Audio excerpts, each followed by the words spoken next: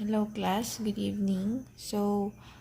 Before learning how to deal with exact differential equation, we should learn first how to do partial differentiation or the partial derivatives. Unsaon man ang partial derivatives. For example, naatay problem na x squared y plus sin x plus cos y. Then let's say nga ang gipangutana is find the derivative first with respect to x. Then b is with respect to y. So, muna ang question. Find the derivative of the following sa A and B. So, we will use partial differentiation.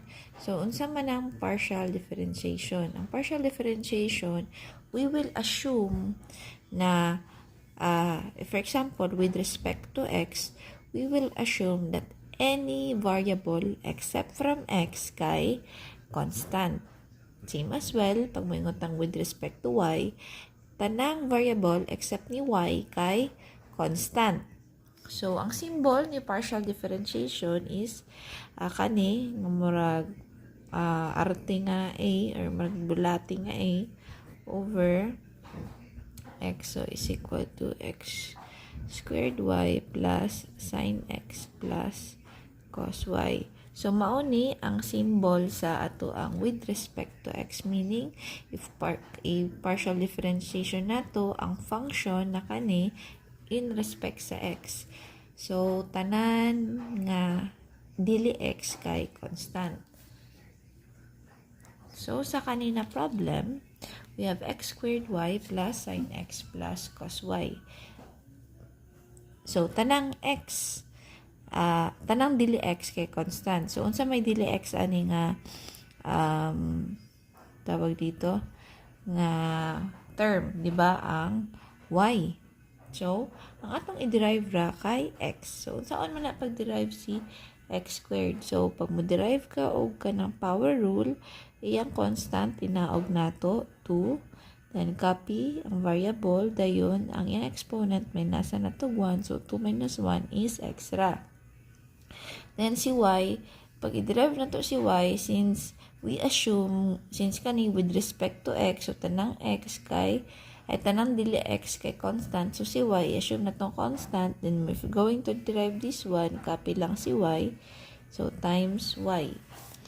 Dayon, plus sin x. Unsa man ang differentiation ni sin x, diba si cos x. Dayon, sunod, cos y.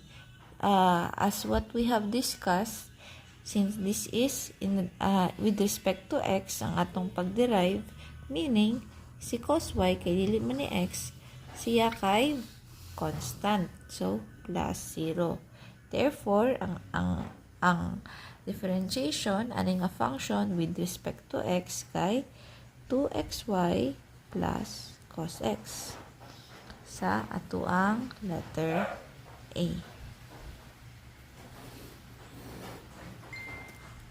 Then, sunod, adto ni letter B.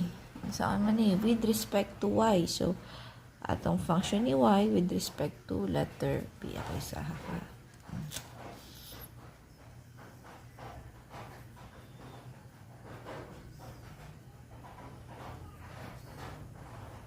So, sa kani, kay ang ato ang x squared kay ano man ay y naman ni y.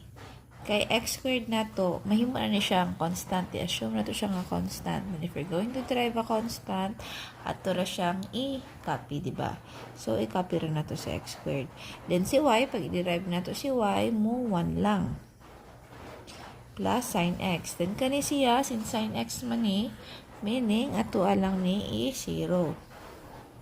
Plus cos y. So, unsay derivation ni cos y is negative sin y. So, in respect to b, kay x squared minus sin y.